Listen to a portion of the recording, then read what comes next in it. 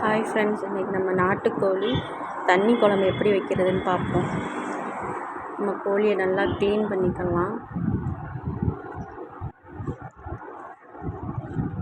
Clean பண்ணிவிட்டு நம்ம அடுப்பில் அதை வச்சு நல்லா வாட்டிக்கலாம்.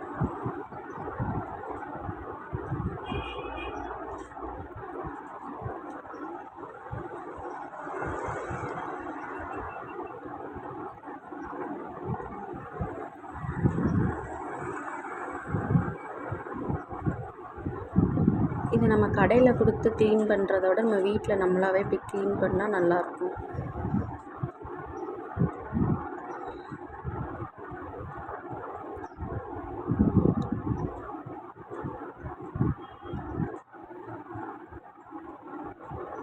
கோழியை நல்லா க்ளீன் பண்ணியாச்சு. நம்ம மஞ்சள்தூள் போட்டு நம்ம அதை கட் பண்ணி எடுத்துக்கலாம்.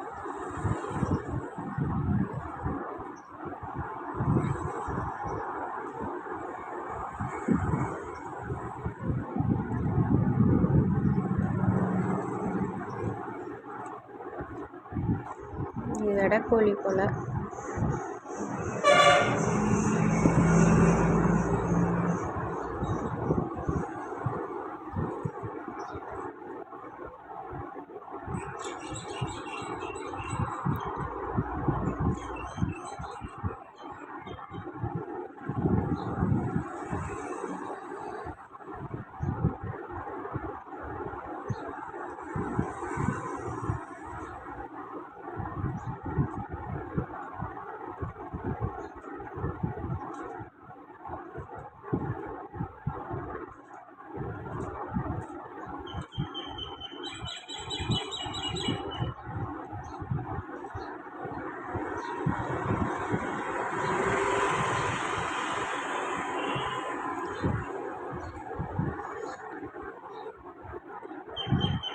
கட் பண்ணியாச்சு. இப்போ நம்ம தேவையான அளவு இஞ்சி, வெங்காயம், வெள்ளைப்பூடு எல்லாத்தையும் லைட்டாக திரித்து வச்சுக்கிட்டு ஒரு பாத்திரத்தை எடுத்து நம்ம தேவையான அளவு எண்ணெய் ஊற்றிக்கலாம்.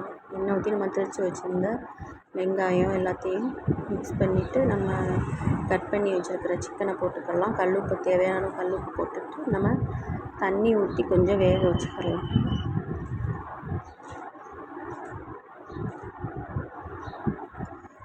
நல்லா கொதிச்சிருச்சு.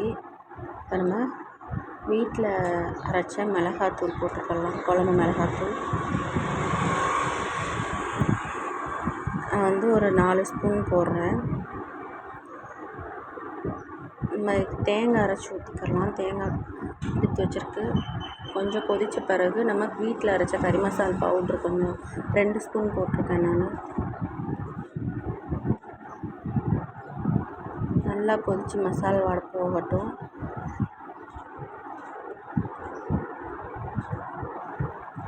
இப்போ நம்ம அரைச்சி வச்சுருக்க தேங்காவை ஊற்றிக்கிறோம். நம்ம நல்லா மசாலா வாடை போகணும்.